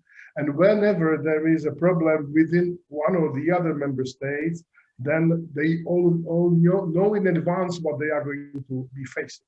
So that, from my point of view, this is something which is new and which should be, in any case, continued and pursued. Thank you very much. It was a sort of positive statement. I think we like it. But now I'm looking at the time. We still have about 9 or 8 minutes. May I ask you all just to make a very short statement as to the point what has to be done in order to to reinstate and get more public support for the common values. An understatement to that, isn't that a fact? I think you all stated that there are different interests, economic interests, financial interests, which were probably in the foreground when the enlargement happened. And now we are back to the point to ask how to mobilize public opinion for the basic values which are defined in the European Treaty. Please, can you all have, can I start with Carl van der Broek, because you are the closest one on my screen. A short statement, and we go around. Could you repeat the question, because there was a problem with my connection, just 5 seconds. I said, what is to be done now to protect the common values as vis-a-vis the interest of the industry, of the economy, of the financial world? We have to wait the two, and it comes to that. How to get the public opinion to be more positive and to go and vote for politicians, to go and have more understanding of the European affairs, to have more understanding for the European for the treaty and for the values which are very well and clearly described in this treaty. I think on a more general basis, I think it's a bit cynical to say, but the pandemic we are having now is proving that we shouldn't leave everything to corporations and to the economy. I think the state and European Union has its place, and without the package that has been voted now, I think the situation in a lot of European countries would be, the perspective would be very, very bad. So I think, as has been pointed out also by other speakers, that the support for the European Union is growing again among citizens, so that we should use that to get out of the defensive, because Europe has been very defensive also in the Brexit discussion. I always thought it was so regrettable that nobody defended Europe, not even the president of the European Commission. Did he ever go to London to promote Europe? I don't know. If he did, I didn't see it. And so we should, if we really believe that we have values to defend, then we should promote them with a much louder voice, and with much more firmly also against those who are trying to overthrow them. And I'm also hopeful, but I don't think we should be too optimistic that with the change of president in the United States, that things would become more easier and less we say it in French, crispated, where we have been in the defense to protect obvious values against an idiot like Donald Trump. I think the Americans also understand that a good transatlantic relation is also in their benefit. And I'm very eager to see what the influence will be on the regimes in Poland and Hungary when the big guy in the White House is gone, because he was like the lighthouse where everybody was staring at. We have very little time, so I got your point. May I now turn to Professor Krekor? Just a short statement on the European values and their protection. Can we have? Yeah. Il doit le faire lui-même. Hein. J'ai rien à faire d'autre. No. Il doit le faire lui-même. Can you do something? Non, lui doit le faire. Okay, so who can speak now? Sorry, who is? Give us somebody. Gérard Harris. Nobody can speak. Yeah, I can speak. Okay, then Patsy, you speak. Very short. No, but they have themselves to do that. Ah, no, Jeffrey, you can talk. Speak, please. I'll be very, very quick then. It's a question of confidence, so we shouldn't allow the critics to seize the initiative and to sap the confidence, because I mean, all these things are quite true: corruption, waste of money, but we've got to be very careful the way you present things. Even audiocracy maybe is the way things is presented. but Audi investments in Hungary are important for Hungary and for Germany. Of course, there's corruption, but you know, the market economy, trade. I mean, Central Europe has been transformed by EU enlargement. Similarly, of course, there are trillions of funds being distributed, borrowed, lent, etc. It's not all going in the pocket of corrupt politicians. Some of it is, but such things do happen in Belgium, France, not to mention other countries. So, I mean, let's not allow this caricature that the EU is just bankrolling dictators. Of course, there's a danger of that, but a little bit more optimism and self-confidence. Quite frankly, looking at the way the Parliament has developed its powers and its role and put itself in a very, very strong position vis-a-vis the President of the Commission, I think one can be much more optimistic. But thank you, Jeff. Yes, thank you. Professor Krekos, please. Now, can you speak now? Yeah, perfectly. Thank you. I'm muted. Yeah, I think it's important what Geoffrey said, and we have to keep some kind of optimism. At the same time, we have to be realist as well. And I think the danger here is that if this rule of law mechanism and conditionality mechanism is not used, and the experience in Poland and Hungary will be, and Article 7 will be, I mean, the mechanism will be inconclusive. And so the experience of Poland and Hungary will only be that they can do whatever they want without facing consequences. Others will gladly follow them. Hungary was the first, Poland the second, and there can be many others. Then Croatia, Romania, Bulgaria, and the list can follow, and even countries in Western Europe, because it's not only the problem in Central Eastern Europe. So I think the stakes are extremely high, and this is really, I think, the integration of the European Union is coming under increasing, challenges. And I think the biggest problem so far was not really that there were lack of institutional mechanisms to have consequences on authoritarian adventures, but the lack of political will. And I think if there is this, and I mean, without confrontation, I think this problem simply cannot be solved. So I think there will be no other way than let's say, when we approach the next important European Council decisions, we will have the same situation. So I think some kind of, this conditionality mechanism should be used, and voters in Poland and Hungary should see that if their governments go against European values, they face some kind of consequences. I think it's extremely important for the whole European Union. And the last final thing is that in both Poland and Hungary, there are state-sponsored disinformation machineries aiming to destroy the image of the European Union. This is, again, deadly dangerous for the EU.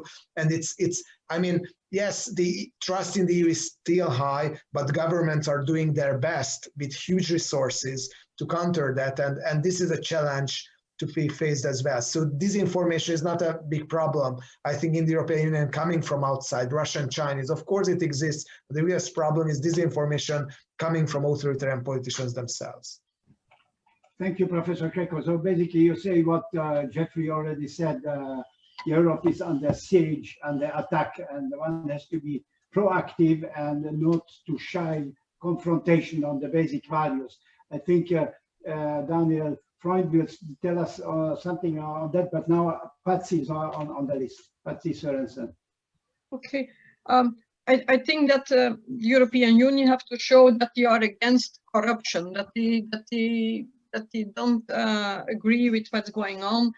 And of course, when you are too critical, then it feeds anti-European Union feelings. So, but I'm hoping that there is a debate coming between the leaders from the European Union about all these values. So maybe a public debate. And on the other hand, there is a need for political will. Luckily, I hope that there are more Daniel Freunds in the parliament, and I think we need people like you, Daniel. This is you have to show yourself to young people that it's possible. You're critical. Fine, thank you. And I hope, of course, also that the press is protected, more protected than what it's now. Also in old Europe countries, also new Europe countries, and that we are thinking very, very deep about before Albania, Serbia, Montenegro, all these other countries who like to join Europe, that we are very, very carefully with that, because the mafia is everywhere and you are linked with in all these countries. They have a lot of money. Thank you. Thank you very much. So basically, Daniel, from what Mrs. Sørensen said, you should change your party to have the majority. You should go to the... Okay, please, the floor is yours. Sorry. Non, mais je ne sais pas. Daniel, Il doit faire lui-même. Hein. Can you do it yourself? No. Ah, ok, c'est bizarre. Où est-ce qu'il est celui-là? Où ça? Ah, ici. Daniel Freund. Voilà, ok. Okay, finally. I'm sorry for that. No, it's again. It makes it more attractive. Somehow we can't do it ourselves. Okay. Well, I'd be happy for us to get more votes, but I'm actually reasonably optimistic that what we have seen over the last couple of months, this fight around the budget, and that this question of rule of law has actually become the central sort of conflict of the discussion on the budget and Corona recovery, I think has been very beneficial. I think every politically interested person in Europe has now learned what the situation in Poland and Hungary is like, and what this might lead to, and what danger for the European Union lies in this. So I think this might have actually been good, despite the shortcomings of the actual deal that was adopted. I also think, of course, that the progress that we have made with this recovery fund, with jointly taking out debt and so on, is a huge step forward for the European Union. So I'm reasonably optimistic. At the end of the day, this is all about do voters, particularly in the respective member states, do they care?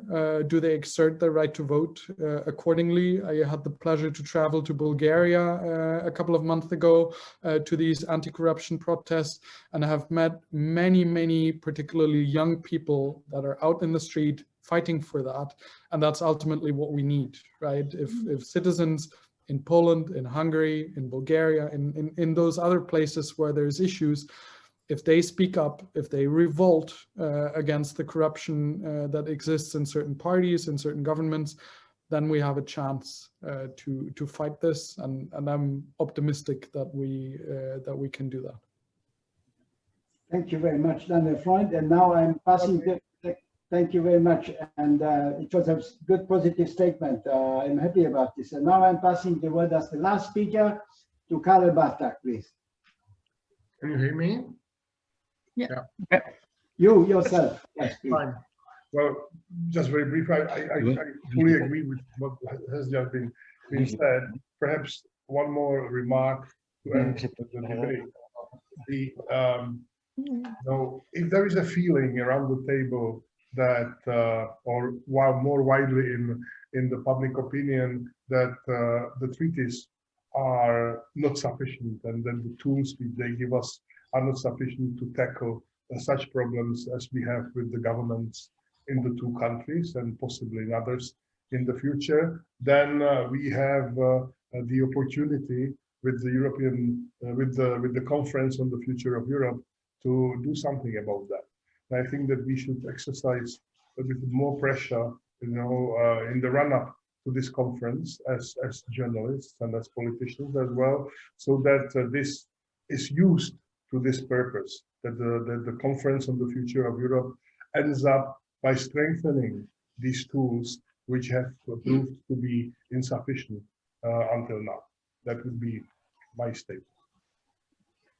Karel Bartak, thank you very much. And I think that we came to the end of this meeting. I would like to thank you personally, all of you panelists, for your very interesting, very stimulating interventions. And we will take, as a conclusion, many of your ideas with us. And as much as we can, we will, of course, promote them on every policy level or every level. Just one remark, I think that you all would agree that it's the time now to incite public opinion everywhere in Europe towards the European project. I think there is still a lot of to be done by the political parties, by the journalists, because the political opinion is something which counts in a democracy. And if the public opinion is manipulated by the press or by other forces, then we may have less chances. The second thing is, which we take home from all of your intervention, that Europe has to, through its institutions, actually they have the mandate to do so, to show much more profile, high profile and advocacy for the basic values. So in this sense, I'm also an optimist, and I thank you once more, and I thank also those who quietly followed the discussion, and I ask them also for my apologies for not broaching all the questions which I got from the attendees. But next time, when we will discuss corruption in the European Union, we will certainly consider more questions from the attendees. I wish you a very nice week, and I wish you good luck in all your efforts. You are very valuable for us, and you will stay valuable, which means that we will contact you again and try to abuse you again for other events of CEIPA. So thank you very much, and have a good afternoon.